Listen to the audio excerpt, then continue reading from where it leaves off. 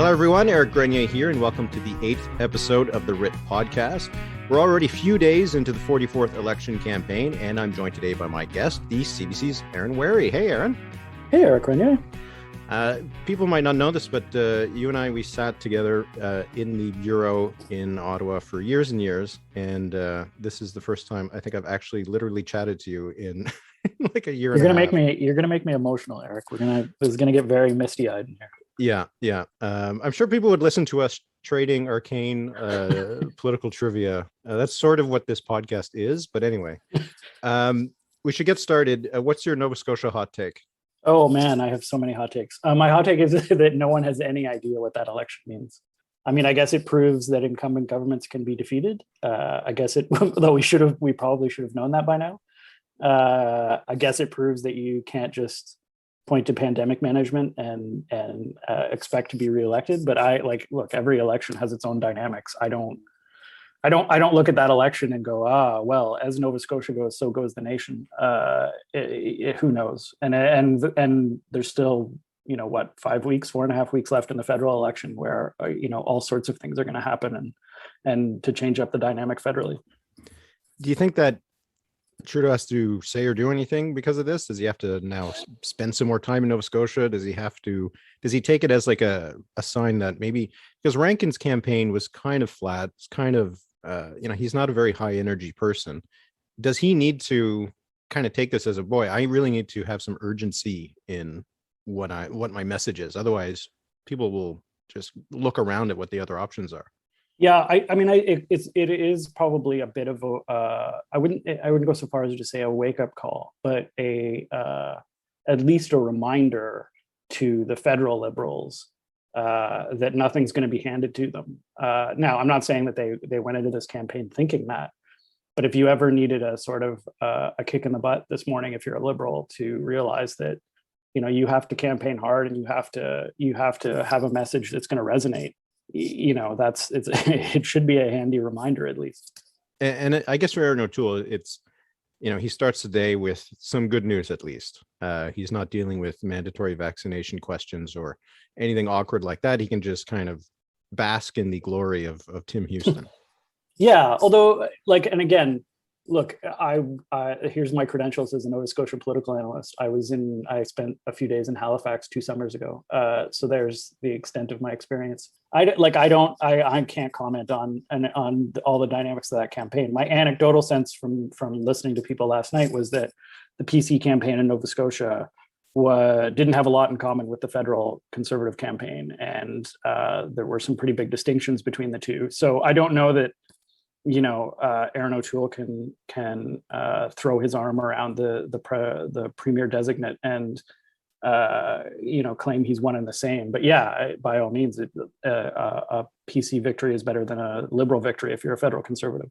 It was interesting because today, when O'Toole was in Quebec City, he was talking about how he apparently said, we're different parties. But it's great to see this thirst for change. But then he was in Quebec, and then he was also asked, well, what about the Conservative Party of Quebec, which is a much more further to the right. It's much more of almost an anti-lockdown kind of party in Quebec. And there he had to be like, no, we're very different parties.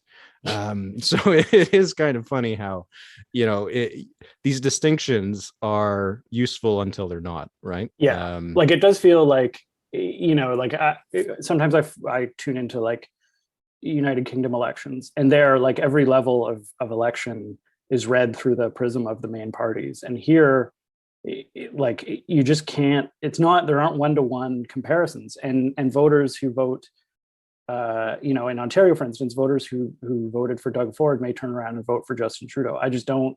I don't need to tell you these things, obviously, but I just don't know I always struggle with how applicable provincial elections ever are to federal elections. Yeah, it's probably confusing to British or American observers if we would say, well, the PCs, the Conservatives won in Ontario, so that's good news for the Liberals. They're going to now win, and it is kind of bizarre. So yeah, I guess we'll see what happens out of this, and I'm curious to see what role Tim Houston is going to play. Is he just going to stay out of it if he's, especially if he's assuming that Justin Trudeau will probably be the prime minister after this? Maybe he doesn't want to put his neck out for Aaron O'Toole. So anyway, something to watch there. we're a few days into this campaign. Everybody's given their takes on how the launches went and all this. But just in general, let's kind of go through the parties, how things seem to be going, and what are the big questions for this in this campaign, not just for the next few weeks, but what it really means in the big picture for each of the parties. The Liberals called this election. There was going to be a lot of focus on how they framed the need for this election. And we've already seen Justin Trudeau going around across the country. Today, he's in Vancouver. He pretty much got himself as far away as he could from Nova Scotia. What's your sense of the Liberal campaign so far? I mean, I thought what he did on the first day was interesting in terms of directly taking on the question of why have an election, to turn around and say, well, why wouldn't we have an election? This is a perfect time. There's all sorts of issues that we need to discuss. It's an important moment. This is exactly the kind of moment we should have an election. As a rhetorical gambit, I thought that was very interesting. I don't know that it has necessarily crystallized right off the bat for them. They've had Afghanistan has probably complicated the campaign to a certain degree for them because, obviously they're the incumbent government, so they have to deal with those questions, and it hasn't been exactly a smooth operation getting out of Afghanistan. So, they're on the defensive to a certain extent. It's hard. I find. I mean, overall, it's hard to get a total read on this campaign as yet. It doesn't feel like a normal campaign, probably because of the pandemic restrictions. We aren't seeing the big rallies, at least not yet. We aren't. It doesn't quite seem as energetic, and that may complicate things for Justin Trudeau because he sort of thrives on being an energetic campaigner. But I think I don't think they have quite. They have quite landed on. They've quite sort of landed some punches yet on the big stuff. There's been a dust up over vaccine mandates, which has been muddled, I think, by some of the details, and maybe isn't quite as big a contrast as the Liberals were hoping it would be. But I don't know that they've quite figured out sort of how to frame the ballot question, or what they want the ballot question to be, as clearly and definitively as they would like. Now, that may change going forward. Look, the Conservatives may have done the Liberals a big favor by not committing to continue the childcare program. That may end up being a pretty significant point of difference, but it doesn't feel like the campaign has quite found its footing, I guess. In a dated reference that makes sense to us, but I think I've heard it applied to other elections, that this is a Seinfeld election. Which is to say, an election about nothing. If anybody remembers that show, it does. I remember, it does to that extent remind me sort of 2008, where the reason for the election was more or less that Stephen Harper wanted to have an election, and it hasn't yet found its footing. That one sort of came into focus because the global economic system melted down in the middle of it. Yeah. But this one hasn't yet found that yet. Yeah, and when you think about even the last campaign, the first couple of days were all about individual Conservative candidates and the skeletons in their closets, and that kind of blew up pretty quick with blackface, and the campaign completely shifted, and it wasn't anymore about those kinds of things. It really wasn't what the campaign seemed like it was going to be at the beginning. That campaign meandered into whether Andrew Scheer had an insurance brokerage designation. Right. I think the start of the campaign, the Liberals could have had a much more of a sharper, punchier kind of framing of why this has to happen, and if it's important not just to have an election but to re-elect us. But yeah, by the end of this campaign, things might kind of formulate into something. But if it doesn't, that I feel like that is a bit of a problem for the Liberals, because if things are still kind of this mushy campaign of, well, it's a big moment, let's all weigh in, that might be enough for the Liberals to win because the Conservatives are weaker. Aaron O'Toole is unpopular, but does that get them to the 36, 37, 38% mark they need to be at for majority government? Unless there's a driving urgency for a lot of people, I feel like they're risking coming up short here. Yeah, that's a good point. Like that election, the last election, they hit Andrew Scheer pretty early on questions about him, on questions about the party he was leading and the people in his party. And there were they were able to set it up as there are stakes here, right? Like, everything we've worked for the last 4 years could be gone. We could go back to the days of Stephen Harper, et cetera, et cetera. And they haven't. I've actually been surprised that we haven't had the usual ceremonial dropping of opposition research on everybody's bad candidates. Right. I don't know whether everybody's waiting for September to begin to do that or what, but there hasn't yet been that kind of sharp distinction of like, here's who we are, here's who the other guy is, and here's why this election matters. Yeah, there hasn't really actually been much of a focus on Erin O'Toole from Justin Trudeau at all. And yeah, there hasn't really been, not that the Liberals did that with Andrew Scheer in the same way that the Conservatives did with Justin Trudeau and Michael Ignatieff and Stéphane Dion, framing him before, he was able to frame himself. But, Erin O'Toole remains, I think, an empty vessel for a lot of people. They don't really know much about him. And it doesn't feel like the Liberals are taking a lot of efforts to try to fill that empty vessel all that much. Yeah, it does. I wonder to a certain extent whether the Liberals are approaching this election differently because they're in the lead, and whether that changes their mindset. Last time they went in and if I recall correctly, they were trailing to initially, or at least pretty close to tied. And that gave them, I wonder if that changed the way they approach the campaign. Whereas now when they've got a lead, they don't necessarily, they are maybe even less sure how to play that hand, or whether to be as aggressive as they were in the last campaign. For the Conservatives, it feels like it's been a weird launch for them. There was that ad on Twitter that apparently had to get pulled down for copyright issues. It's always something. There was the fact that Erin O'Toole was in the West End Hotel studio that they set up for the first 2 days of the campaign. The platform, which was a very long document and had that cover photo, which I know most people don't care about, but it is just a weird thing to allow people to fixate on. Now he's out traveling again, and the campaign seems to be moving in a normal way, but it seemed like a weird couple first days to kick off a campaign for a leader that is not very well known. Yeah, it doesn't feel like they are setting the world on fire. I mean, I guess if you wanted to look at it optimistically, you'd say they also haven't fallen apart. Like he was pretty, if you look at his personal numbers and you look at the party numbers going into this election, and sort of some of the internal grumbling that was making it into media reports, like I think one could have imagined this going even worse or particularly badly for Erin O'Toole right out of the gates. So to that extent, maybe it's been an okay launch, like a decent start to things that they can build on. Maybe they've sort of at least steadied the ship. One thing that struck me about the platform is I would have a hard time answering the question of what is their signature promise. Right. Like, what is the big thing they want to do? What is the big promise that they want front of mind for voters?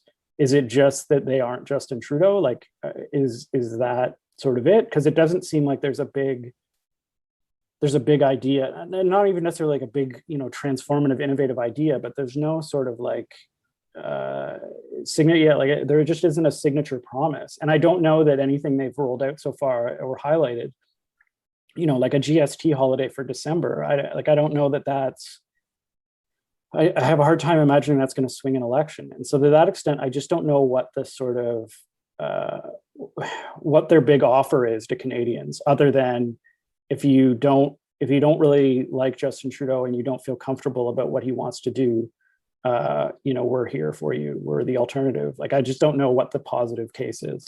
Is that any different than what they're offering in 2019? It's hard to remember what Andrew Scheer's key policy was. That campaign was largely that, this guy's no good and we'll do it better. So we should replace him. And yeah, no, that's true. Like, Scheer's offer was almost even less, right? It was sort of like, hey, I know you didn't like Stephen Harper. Don't worry, I'm nicer than him. So let's just get back to what we were doing in 2015. And O'Toole has made moves to sort of shore up weaknesses, right? Like on the environment, and he's offering things on on accountability, and there's lots of other little policies scattered throughout the platform. But there's not a sort of like, hey, here's the big thing we're going to do that really differentiates us from the Liberals. So it's moved, like they have progressed from where they were in 2019, but it just, I wonder if they've progressed enough that they have a big thing that they're going to promise to do. That there's no big tax cut, there's no big program, sweeping program or thing that people can, that I think people can necessarily latch onto. And that's, I wonder whether that is going to kind of put a ceiling on how far they can go. In a way, like, it does make me think that this is not that different from 2019 in a sense of neither the Liberals or the Conservatives. I guess the Liberals are talking a bit more about what the future is going to be, but it's more or less just a continuation of the stuff that they're putting into place now. But yeah, there's not a huge degree of urgency being kind of pushed by either side. And last time in 2019, the polls didn't really move all that much. Relatively, the Liberals and the Conservatives always stuck in that close race. And I wonder if neither of them offers something that is feeling very urgent, if their numbers are just going to remain flat throughout the campaign and it just matters what happens with the other parties. Yeah, that seems like a distinct possibility to me. Like I was in thinking about previous election campaigns, like there is, 2008 where the polls moved, but barely. There's 2011 where the Liberals and the Conservatives spent 3 weeks sort of just at status quo, nobody budging. And then, all hell broke loose and the NDP was suddenly the official opposition and the Conservatives had a majority. So yeah, like part of me wonders whether we're going to have kind of just a slight adjustment on the parliament we had a couple of weeks ago. And part of me wonders whether something big breaks late. Yeah. Well, if Trudeau ends up with only a couple extra seats, I guess he has to resign. I think that's how it works. Yeah, I've heard that. All right. Well, how about the NDP? They seem to have a bit more going for them at this early stage. Singh is still very popular. He is polling sometimes ahead of Aaron O'Toole on the best prime minister. The NDP, the last couple of polls, there's a poll out by Abacus today, had him up to 22%. Is this a good campaign for the NDP, or is this going to be a campaign where they can actually have a real breakthrough? I think that's the question. I guess it depends on what you're imagining a real breakthrough to be. Like the campaign they're running, to me, when you hear Jagmeet Singh talk, it's all about, we need more New Democrats. It's not, at least from what I've heard so far, it's not we need an NDP government in Ottawa. It's you just need to elect more New Democrats. And that's, I think that's a very reasonable starting point to say, look, we're in the 20s now. It would be great if we could double our seat count. But I wonder at what point, I wonder if there is an imaginary ceiling out there where the public likes the idea of there being more New Democrats, or people on the left who aren't happy with the Trudeau government like the idea of more New Democrats, or turning to New Democrats almost as a protest vote. But I wonder at what point people would go, well, we're not totally sure about giving you that much power. Let's pull things back. Like let's maybe rein you back in a bit. Jack Layton, I think going back to 2008, campaigned on the explicit statement that he wanted to be prime minister. And he'd also been around for a while by 2011, when the NDP last had its big breakthrough. And I don't know that Singh has those things going for him. And so I wonder whether, he's got a campaign pitch to get to 40 or 50 seats. And I'm sure the NDP would be thrilled with that. But I don't know if he's got a campaign pitch to get from 40 or 50 seats to 120 seats. It's interesting because in Nova Scotia, the NDP there ran a campaign that I think would be very familiar to the federal New Democrats. It was much more of a progressive campaign, much more of a traditional further left kind of campaign, not the centrist kind of campaign that the NDP might have run in 2015, or the Nova Scotia NDP might have been like under Darrell Dexter. And the NDP did okay, kept up its urban vote, but didn't really make that breakthrough. It still was a liberal conservative fight. So it does make me wonder, not to extrapolate from a province of less than 1 million people, but is the NDP in a position, is the way that they're positioning themselves on issues enough to get them to be a contender for government, rather than just being, the party that, progressives, young people support, people in urban centers, and like you said, gets them maybe to that 40, 50 seat mark, which would be, with the exception of 2011, a historic result for them. Yeah, like if you listen to them, they're almost, the implicit message they give now is still sort of like, hey, we're there to make sure the Liberals do the right thing. And like, I think that's an entirely, reasonable argument for them to make in the position they're in. I just don't know how far it takes you, and I don't know, when it comes right down to it, as has happened every election for the last, several decades, voters on the left are going to be confronted with messages primarily from the Liberals that say, yeah, you could vote for the NDP, but if too many of you vote for the NDP, you could end up with a conservative government. So you should probably just vote for us. And I just don't know how things hold up in that situation. Yeah, at this stage, it might be more of a strategy that is more aimed at making strategic voters feel comfortable sticking with the NDP, but not necessarily swing voters, like people who would traditionally vote for the Liberals. They might not be reaching that level just yet. And I mean, it is a reasonable strategy. If the NDP ends up out of this with 40 seats, Singh will be one of the more successful NDP leaders in the party's history. And if you take 2011 out of the equation, that has always been where the NDP has been, right? So within like the historical perspective of the NDP, it makes a lot of sense. If they're still thinking about the 2011 election and what 2015 could have been, it doesn't seem like it's in the same kind of realm. No. And in 2015, like, I as we're talking about this, part of me is thinking, Tom Mulcair maybe got a bit of a bad rap in that his position in 2015 was so different, right? The party was in second place. It had won all those seats. It now needed to figure out how to make the jump into first place. And that's a much different proposition than what Jagmeet Singh is doing right now, which is trying to get the party from 20 seats to 40 seats. It's the NDP now is arguably further to the left than it was in 2015, but it's easier to be further to the left now. Right. Yeah. And also, I mean, Tom Mulcair was trying to win 60 seats in Quebec. And from everything that we've heard from the New Democrats, they're hoping that if things go well, they could win 3. You're not forming a government with 3 seats in Quebec, right? No.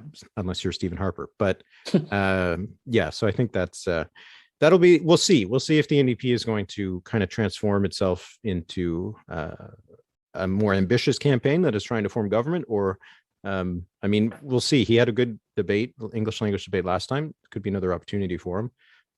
One opportunity could be what's happening with the Greens. They seem to have put aside some of their issues. Apparently, the headquarters, I was reading an article, has decided that maybe this is not a great idea. And so they're cooperating a little bit with their own leader, which seems like that's positive. But it sounds like Annamie Paul is going to spend, if not the entire campaign, most of the campaign in her riding, which almost makes this feels like an independent campaign with some, green hangers on in the rest of the country. It's they may have now reached the bare minimum level of functionality to run a campaign and get through an election. But you have to wonder what kind of infrastructure there is across the country, and like what kind of like organization there is to run a campaign outside of Toronto Centre and the 2 ridings in British Columbia. And instead of, I remember in the last election, right, the first week, we were all like, well, maybe the Greens could get official party status. Maybe they could even flip ahead of the NDP. We were quickly disabused of those notions, but now it feels like The only question is, can Annamie Paul somehow win Toronto Centre? Because if she doesn't win Toronto Centre, like, what are the odds that she's still going to be Green leader? And you know, that's a high stakes bet, and B, it's sort of a, you know, it sort of speaks to the sort of diminished expectations for that party at this point. Yeah, I don't think there's much else to say about the Greens. We've talked a lot about them over the last couple of months, and yeah, I think this will be a tough campaign for them. But you know, if she'll be in the debates, that's always a chance, and that'll give her an opportunity. We should talk about the Bloc as well. I haven't been able to see too much of their launches so far, but just in general, you know, the Bloc is still a big factor. The latest polls are still suggesting the Bloc is somewhere around that 30% mark, still taking a lot of seats off the table. And, you know, I feel like there's two ways things go here for the Bloc. One is that they kind of go under the radar. Some Quebecers might still wonder, you know, is this really pertinent? Do we really want to continue to be on the opposition benches? And the Bloc just kind of sticks around somewhere in the high 20s and, you know, wins 25, 30 seats, and that's it. But they're starting off from a good position. The last campaign, they started off well below 20% in Quebec. And Yves-François Blanchet had a very strong French language debate. He was by far seen as the winner of that one. You know, there is that opportunity that the Bloc not catches fire, but does enough that they get up to the point where they can win 40 seats. And suddenly a Liberal majority government just cannot happen, because the Liberals cannot afford not to make gains in Quebec. Yeah, it does. So the Bloc, my read on the Bloc is always that they feel like when they're in Parliament, they always feel like sort of the troublemakers in the place, and in elections, they sort of feel like the spoilers. And I wonder, you would know this better than I would, like what the Liberals need to drive that Bloc vote down to get a majority, because you know, we can talk about Ontario and you know, where the Liberals might pick up seats in the West, but it does feel like if they can't, as you say, if they can't make substantial gains in Quebec, getting to a majority gets nearly impossible. So what do you think the Bloc what do you think the Bloc needs to be down at for the Liberals to win a majority? Like right now, they're somewhere around 27 or 28%, and the Liberals are just kind of almost there. So the Bloc would probably need to be down a couple more points, particularly if, you know, the Liberals are not doing as well in BC and Ontario. There's been a couple of polls that have suggested maybe those provinces aren't going as well as they might have been before. And at that point, you need the Bloc to start being kind of in the mid to low 20s. And the Bloc hasn't really polled very often that low, at least across the polls. Sometimes there's some polls that put them that low, but I think that's the challenge. I think that the Bloc does have a pretty solid bedrock, in part because I think a lot of Quebecers are associating the Bloc in a way with the CAQ, which is very popular. And that's, I think, the challenge. And I think it's interesting the way that the Bloc forces the other parties to act, right? The Liberals need to have a Quebec strategy. They need to win seats in Quebec. The Conservatives, Aaron O'Toole seems to want to do well in Quebec and has staked some of his leadership on doing that. But the stakes are maybe lower. And for Jagmeet Singh, going into the last campaign, you know, the NDP had still about 14 or 15 seats in Quebec at dissolution. So he had to at least put in an effort, at least show that he was trying to hold on to these seats. Now, you know, he's trying to appeal to, you know, urban progressives in downtown Montreal that vote for left-wing Quebec Solidaire. His stakes have changed entirely. So now it's really just about that Trudeau-Blanchet fight, I think, because for O'Toole, he's just trying to retain what he had. Scheer had these notions that the party could win 20 seats in Quebec. I don't think anybody in the Conservative Party now is thinking that they can get over 12, you know? It does shift the dynamic a little bit.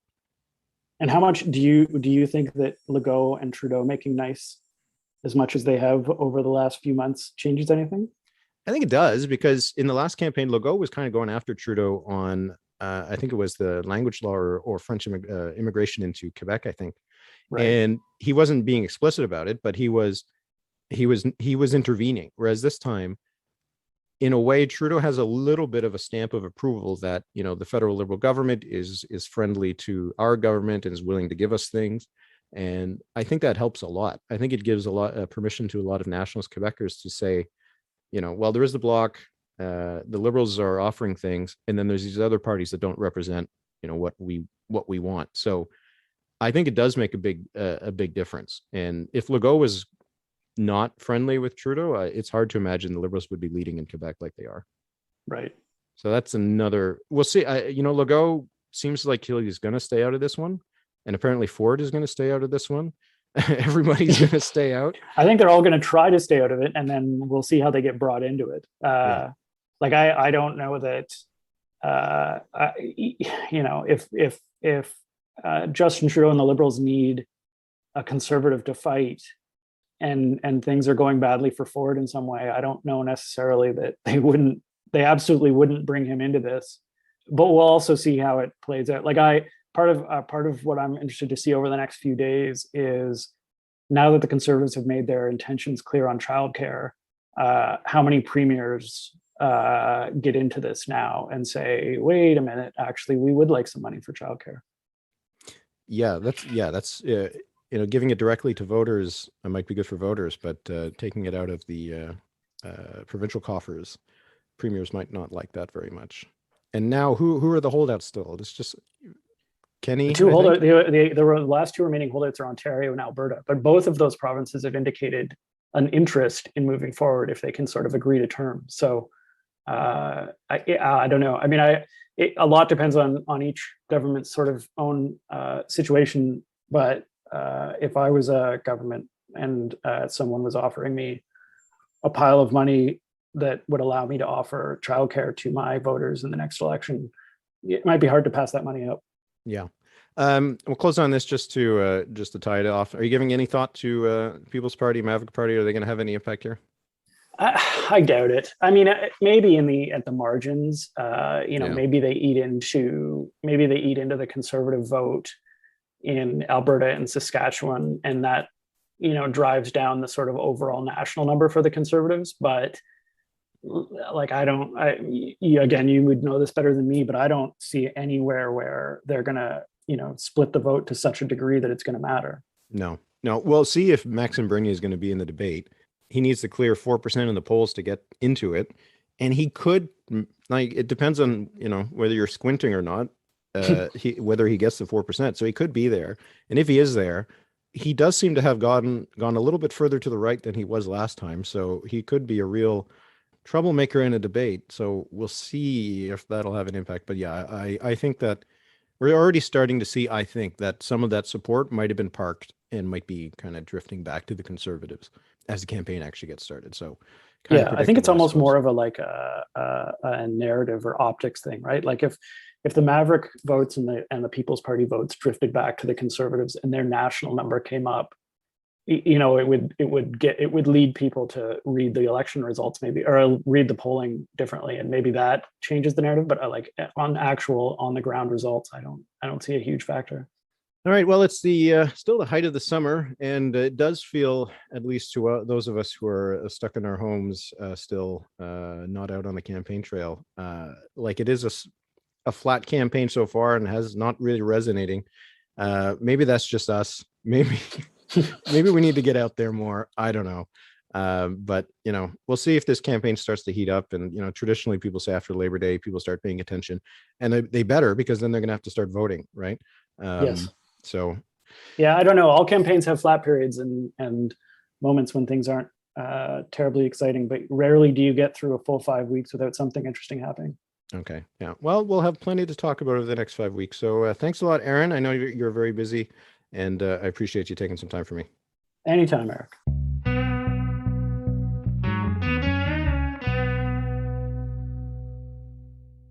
All right, let's get to the polls this week. Now, because of the huge number of polls that will be coming out during the campaign, I'm not going to be doing individual rundowns of the polls like I've done in the past. But I'd like to make an overview of where things are every week.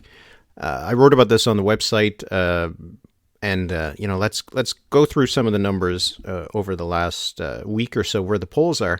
The Liberals are starting to show a little bit of softening in their numbers, I have to say. The numbers that we've seen coming out of the polls the last few days have had the Liberals usually at the 33, 34, 35% mark, and most of the pollsters or at least a good deal of them, are showing the Liberals on the negative side, going down a little bit. Not dramatically, although Abacus did show a 4-point drop for the Liberals in their poll released on Wednesday. But generally, you're seeing that the Liberal numbers are coming down a little bit. So I don't think that's a good place for them to start the campaign, that their numbers are starting to get softer, that a majority government is getting harder for them to win, not easier. It doesn't suggest that the kickoff to this campaign is going particularly well for the Liberals. We might be seeing that this is a bit of a reaction to the early call. Abacus data, its poll numbers did show that Justin Trudeau's own personal unfavorability ratings have jumped a little bit just in the last week or so. So it does stand to reason that the Liberals are taking a little bit of a hit for making that call. In terms of the regional numbers, the Ontario ones in some of the polls are looking a little bit weaker. In BC, looking a little bit weaker. Quebec, the numbers are looking pretty good for the Liberals. So Quebec could still be a big part of their plan to get that majority government. But generally speaking, the Liberals are still leading. They're ahead by 3 to 5 points in all of the polls that have been out in the last couple of days, except for that Forum poll that was a little bit of a weird one. So, the Liberals are still in a good place to win the most seats, that's for sure. But their majority government doesn't look nearly as much of a possibility as it did going into the campaign. The Conservatives, their numbers are getting a little bit better. A bit of a dead cat bounce, though, when you think about it, because they're still only at 30%, 28, 29, 31. Those aren't very good numbers for the Conservatives. They're certainly better than the mid-20s we saw in some polls in the last couple of months. And their numbers do seem to be inching upwards a little bit, 1 point here, 2 points there. So that's better for the Conservatives. But if it is a regression to the mean that they usually start a campaign at 30%, the question is whether we're going to start seeing them get up to 32, 33. Their numbers in Western Canada have been improving, which is getting them up in the national vote, but it isn't going to improve their seat count very much.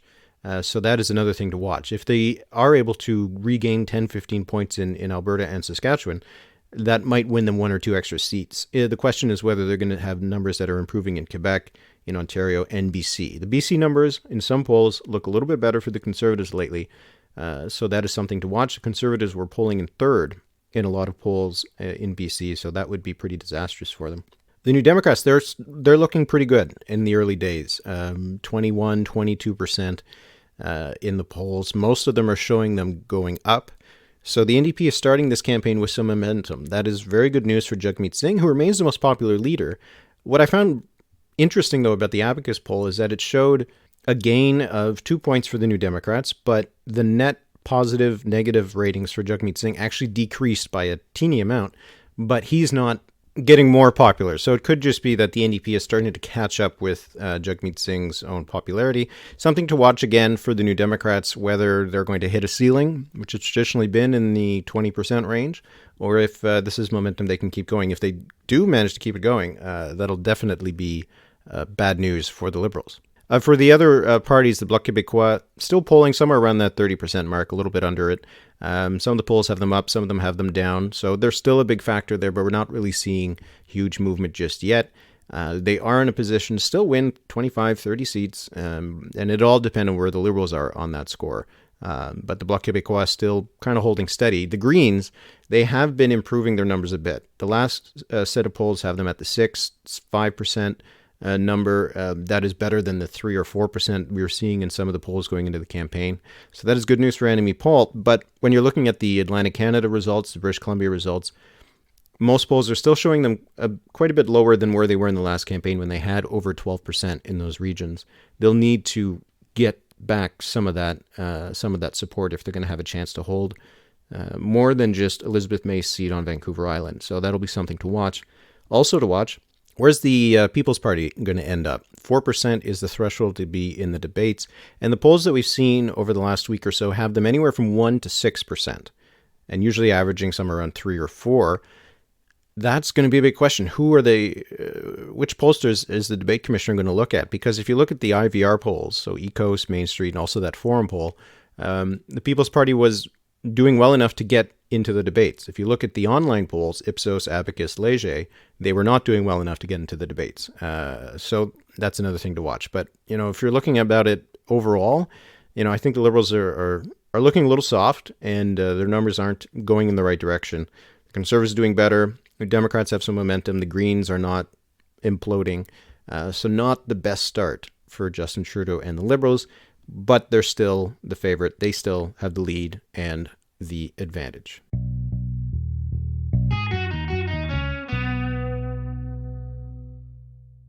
Okay, questions. I got a few on Twitter. I asked a little bit later than I usually do, so I could only grab really the ones that came first, but there were some good ones. And the first one, I mean, this is the one that I really need to address from Brandon Tozo, and I got it also. A couple other people asked about it.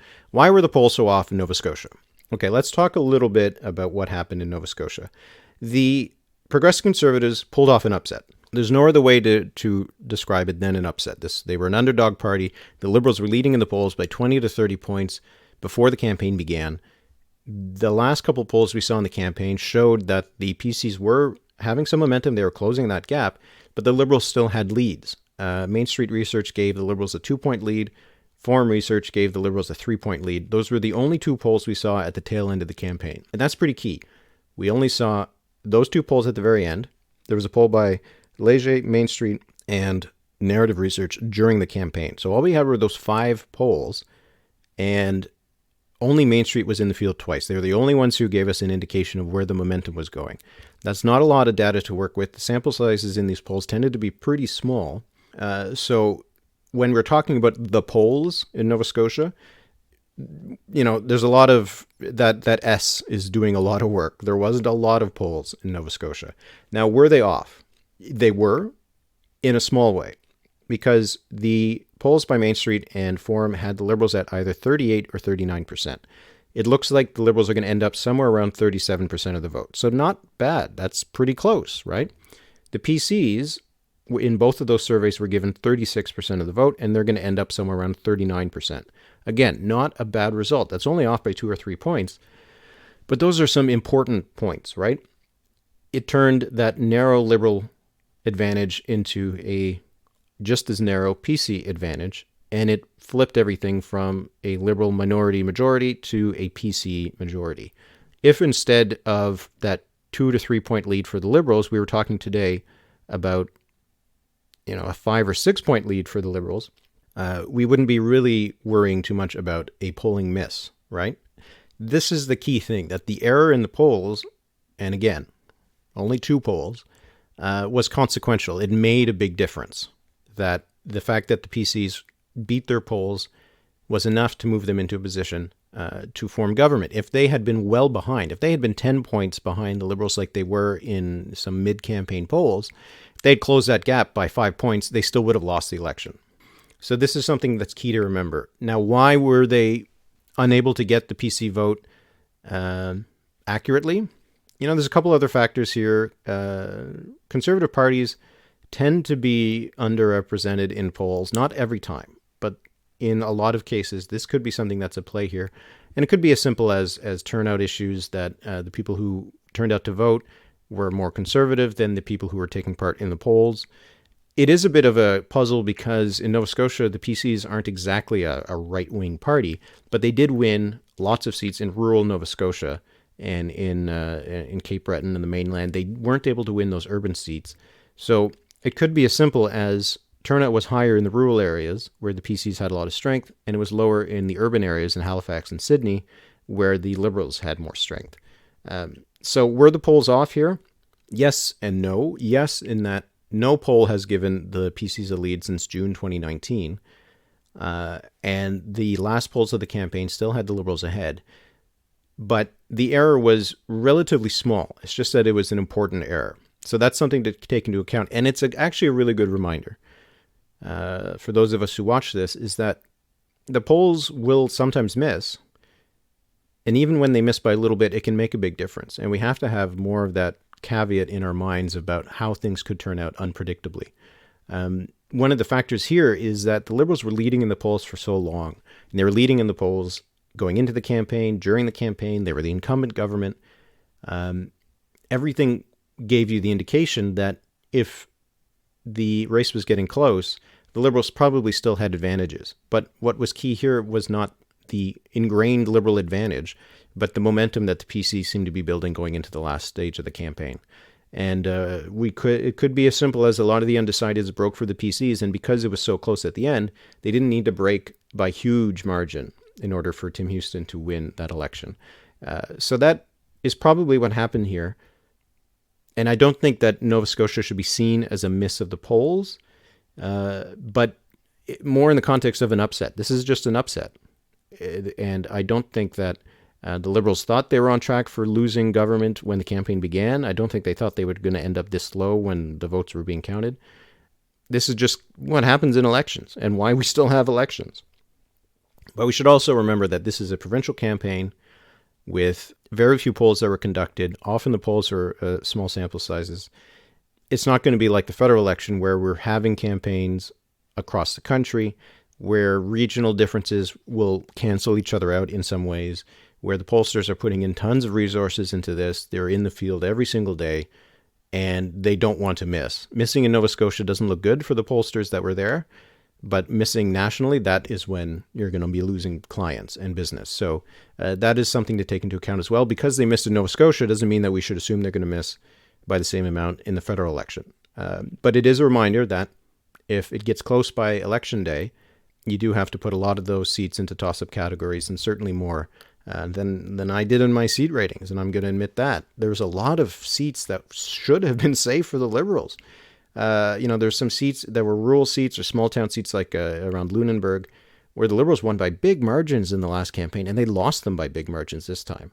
That is the kind of swing that is just very, very hard to predict and pick up in polls, right? So it was a fascinating election to watch, and kudos goes to Tim Houston for running a good campaign, pulling off an upset when a lot of people had written him off. Calum asks on Twitter, he put it this way: why do the NDP struggle so much to establish a permanent presence in a city that isn't Vancouver or Victoria? And that's simplifying a little bit, of course. The NDP has now held seats in Edmonton for a while, and in Winnipeg, they've often had some seats there. But it's true in places like Toronto, in places like Ottawa, places like Montreal, the NDP doesn't have much of a presence that has been there for a long, long time. I think the simple answer to this is that the party systems are just a little bit different in the East and the West. In the West, a lot of people vote NDP at the provincial level who don't vote NDP at the federal level. But that means that the NDP does get implanted in some areas. The New Democrats in Vancouver, the New Democrats in BC, are seen differently, in part because of the strength of the provincial party. And I think that gives them a much firmer place in BC than it would in Quebec or in New Brunswick or in Nova Scotia. And it's the same thing in Alberta and Manitoba and Saskatchewan, where the NDP does have strength in urban areas. It's in part because of that strength that is there because of the provincial parties. So I think that is one of the factors there. Whereas in Eastern Canada and Central Canada, the NDP, the provincial NDPs, aren't very strong. The Ontario NDP is the official opposition right now, but that is a bit of a surprise thing, right? They're not usually the official opposition. I think that's the issue there, that in progressive areas, in urban centers like Toronto and Montreal, and in smaller cities like Ottawa, Halifax, places like that, the Liberals aren't seen as a non-progressive option that for a lot of urban voters, they're willing to vote for the Liberals in a way that maybe voters in Regina and Saskatoon and Vancouver and Winnipeg look at the party a bit differently.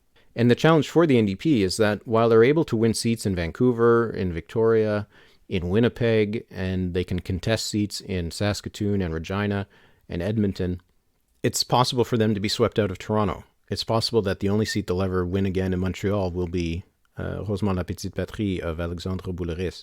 Until the NDP can establish some enduring footholds in urban centers in central and eastern Canada, it's going to be hard for them to move forward, because the path to an NDP government is a lot like the Liberal path, right? It does need a lot of urban seats, and the NDP needs to be able to win those outside of its traditional areas of strength. Lastly, this was just one question because I thought it was an interesting thought and experiment from Riding of the Day on Twitter. The question was, do you think opposition leaders will bring up the Greens' attempted ousting of Annamie Paul during debates on the trail, or is that too low a blow? It is going to be a tricky thing for the other leaders to bring up. It's always a different dynamic in a debate when it's a white male debating a person of color or a woman. Some of the attacks that two white men might be inflicting on each other in a debate won't really go over very well when the people on the stages are different. So I think that is going to be something that is going to be interesting to see how Justin Trudeau is going to handle Annamie Paul, because he doesn't want to go too rough on her. The best thing for him is if he does not really pay much attention to her at all in either the debates. His opponent in the debate is not going to be Annamie Paul. Aaron O'Toole, the same thing. He has nothing to gain from the Greens, and he will have everything to gain by building her up. So if anything, Aaron O'Toole might be very complimentary to Annamie Paul during the debate. I could see Jagmeet Singh doing that during the debate. There's no love lost between the Greens and the New Democrats, so I would not be surprised to see if Singh threw in a little bit of a dig.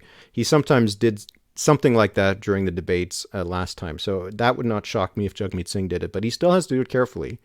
A lot of their voters are friendly to each other's party, even if the party or apparatuses aren't very friendly with each other. And Yves-François Blanchet, I could also see him doing that if Annamie Paul decides to go after him.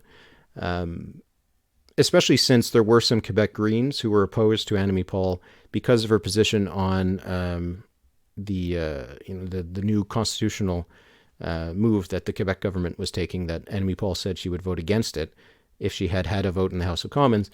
I can see Yves-François Blanchet saying something along the lines of, even your own people within your party in Quebec don't support you on that.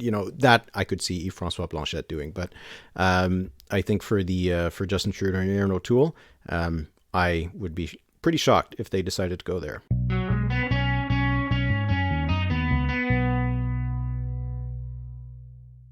All right, and we're going to close with the Every Election Project portion of the podcast. For the last couple of months, I've been taking a look at past federal and provincial elections as part of the Every Election Project.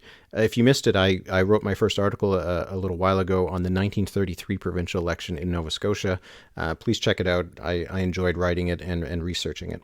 But over the course of this federal campaign, I'm going to change it up a little bit in this segment and focus on the results of the last 5 federal elections, doing one a week, as a bit of a refresher of what the electoral landscape has looked like over the past 15 years and where we got to where we are now. So this week we'll start with the 2006 federal election. This election was forced when Paul Martin's Liberals were defeated in a non-confidence motion in November 2005, kicking off a campaign that would run all the way until January 23rd, 2006. Martin had led the Liberals since the end of 2003 and won a minority government in the 2004 election. Stephen Harper was the leader of the Conservative Party and had been since early 2004. Jack Layton was also leading the NDP into his second campaign as leader, while Gilles Duceppe of the Bloc Québécois was in his fourth campaign. The election campaign started with the Liberals leading in the polls, but over the Christmas holidays, the Conservatives moved ahead, flirting with majority territory in mid-January before their numbers came down a little, and they ended up winning their first minority government, the one that made Stephen Harper Prime Minister. The result was, nationally, 36% support for the Conservatives. That was a gain of 7 points since the 2004 election. The Conservatives won 124 seats. That was a gain of 25. The Liberals came second with 30% of the vote, down 7 points. They won 103 seats. This was down 32 seats from the previous election. The Bloc Québécois was the third party. They had 51 seats. That was down 3 from the last election. The New Democrats, with 17% support, they gained 2 points and they gained 11 seats, ending up with 29. There's also one independent that was elected, and the Greens were shut out, but they took 4% of the vote. The Conservatives won in Western Canada. They had the most votes in BC, Alberta, Saskatchewan, and Manitoba. The key shifts for the Conservatives in this campaign: in Ontario, they increased their vote from 2004 by 4 points. They ended up with 35% of the vote. They won 16 seats more. They got up to 40 seats. This was thanks to gains in Central and Eastern Ontario, places where the party still does pretty well. Southwestern Ontario as well. They broke into some seats into the Burlington area, but where they did not break into in this campaign was the Greater Toronto area. This was still dominated by the Liberals. In Quebec, the Conservatives had a really big gain. They were up 16 points to 25% of the vote. They actually finished second there. That won them 10 seats. They went from 0 to 10, and these were primarily in the Quebec City area, and they hold most of those seats still today. There were some seats in the Saguenay-Lac-Saint-Jean that they don't hold anymore. The Liberals, they were able to win in Ontario, New Brunswick, Nova Scotia, Prince Edward Island, Newfoundland and Labrador, Nunavut, and Yukon. The key shifts for the Liberals in this campaign, they were down 5 points in Ontario, went down to 40%, but they still won most seats and the most votes, but they were still down 21 seats to just 54. In Quebec, they dropped big. They dropped 13 points to 21%. That placed them third behind the Conservatives and the Bloc. They're down 8 seats to just 13. These were in the eastern townships, Montreal and the Outaouais, where they lost some seats. They also were shut out of Alberta. They had 2 seats that they won in 2004. They were shut out in 2006. The New Democrats, they only came out ahead in the Northwest Territories. The key shifts for the NDP, they're up 2 points in British Columbia to 29%. They gained 5 seats. That doubled their caucus from BC to 10. These were gains made in Vancouver Island, but also in the Lower Mainland and the BC interior. In Ontario, they were only up 1 point. They went up to 19%, but that won them 5 more seats. They increased to 12 seats. These gains came in Toronto and Hamilton. The NDP does not have any seats in Toronto now, but they are still holding on to those seats in Hamilton. And the Bloc Québécois, they dropped 7 points to 42% in Quebec, and they dropped 3 seats. It was an interesting campaign for them because they actually lost a lot of seats to the Conservatives in the Quebec City area, but they gained seats from the Liberals, and the net loss was only 3. But this was a campaign that really shifted the territories of each of the parties in Quebec, putting the Conservatives on the map in that province, and they still hold those areas. So this was really key breakthrough for the Conservatives, starting their attempt to woo Quebec and at least have a foothold. This was the big shift, I would say, in this campaign, that the Conservatives were able to break into Quebec and were starting to make their progress in Ontario that would eventually help them win a majority government in 2011. This would turn out to be the last campaign for Paul Martin as well as Jim Harris of the Green Party. Harris would be replaced by Elizabeth May, and Paul Martin would be replaced by Stéphane Dion. Jack Layton, Gilles Duceppe, and Stephen Harper would live to fight another day in 2008. And that'll be it for the podcast this week. As always, thanks to everyone who has subscribed to the Writ.ca. If you haven't, you can head to the website to get full access to all of the content. Until next week, thanks for listening.